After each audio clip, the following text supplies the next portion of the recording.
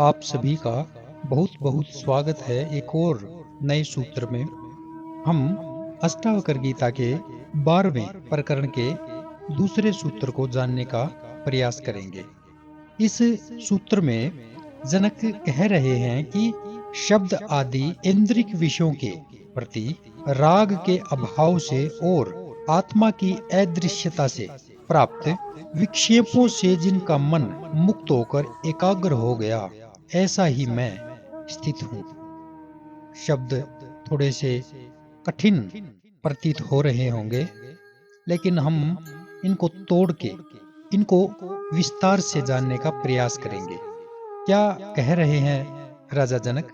कह रहे हैं मन में वासनाएं हैं और उनको पूरा करने के लिए मनुष्य के पास केवल एक ही माध्यम है और वो माध्यम है शरीर। और इस शरीर में 5 ज्ञानेंद्रियां हैं, 5 कर्मेंद्रियां हैं। इन ज्ञानेंद्रियों के शब्द, स्पर्श, रूप, रस, गंध ये विषय हैं जिनका इंद्रियों के माध्यम से सेवन करके मन संतुष्ट होता है। इसी से फिर राग पैदा होता है और बार बार भोगने की इच्छा मन में जागृत होती है। यह मन स्वयं एक उपद्रव है।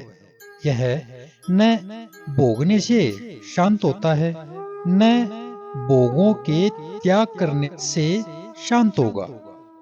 अगर शरीर के भोग बंद भी कर दिए जाएं, तो भी वाणी के भोग तो चलते ही रहते हैं। वाणी के बंद करने पर मानसिक भोग चलते रहते हैं। इसलिए जो ये मन है, ये भोग और त्याग दोनों से अशांत बना रहता है।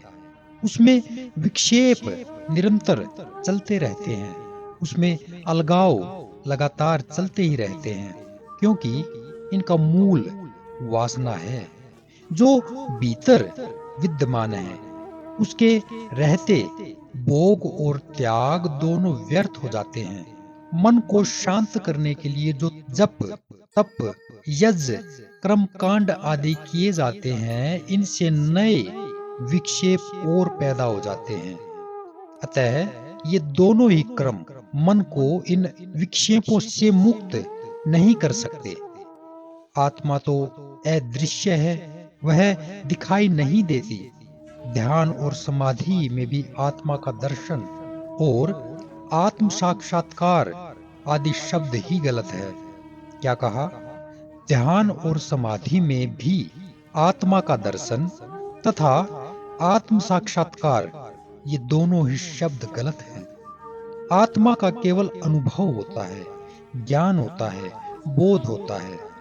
वह दृश्य विषय नहीं है, बल्कि समय दृष्टा है। वही सबको देखने वाला है। इंद्रियों के समस्त कार्य उसी से हो रहे हैं। शरीर, मन, बुद्धि ये तो जड़ हैं, केवल यंत्र मात्र हैं। किंतु जो उस आत्मा रूपी चेतन शक्ति से सक्रिय हैं, जड़ पदार्थ चेतन को कैसे देख सकता है? इसलिए जनक को जो आत्मज्ञान हो गया और जिस स्थिति में वो अब हैं, उसकी व्याख्या करते हुए कह रहे हैं कि आत्मा की अदृश्यता से, अर्थात उसके ज्ञान के अभाव से ही शरीर, मन आदि समस्त विक्षेप होते हैं। आत्मज्ञान ही समस्त विक्षेपों का कारण है और सभी राग इसी अज्ञान से उत्पन्न होते हैं। अतः मुझे आत्मज्ञान हो जाने से अब मेरे समस्त रोगों का अभाव हो गया और आत्मा की अदृश्यता से जो मन में विक्षेप पैदा हुए थे, उनसे अब मेरा मन मुक्त होकर एकाग्र हो गया है। अब मैं केवल आत्मा में स्थित हूँ तथा इन विक्षेपों से पार हो गया हूँ। यह आत्मज्ञानी की स्थिति है। शरीर और मन द्वारा किए गए कर्मों से आत्मा अस्पर्श रहती है। इसलिए जो आत्मज्ञानी है वो पाप पुण्य, शुभ अशुभ आदि कर्मों से सर्वदा मुक्त रहता है। वह अच्छे बुरे कर्मों का न करता है, न उनके फलों को भोगता है। ये आत्मज्ञानी के लक्षण हैं, लेकिन आम जन यानी आम आंख इस ज्ञान को नहीं देख सकती। इसलिए ज्ञानियों को शब्दों का सहारा लेना पड़ता है। शब्द नहीं कहेंगे तो वो जो मुक्ति, वो जो ज्ञान उन्हें प्राप्त हुआ है, वो उन तक कैसे लेकर के जाएंगे? इसलिए ज्ञानियों को शब्दों को सहारा बना करके आप लोगों तक पहुंचना पड़ता है। अगले सूत्र में कल फिर मिलेंगे। तब तक के लिए नमस्कार।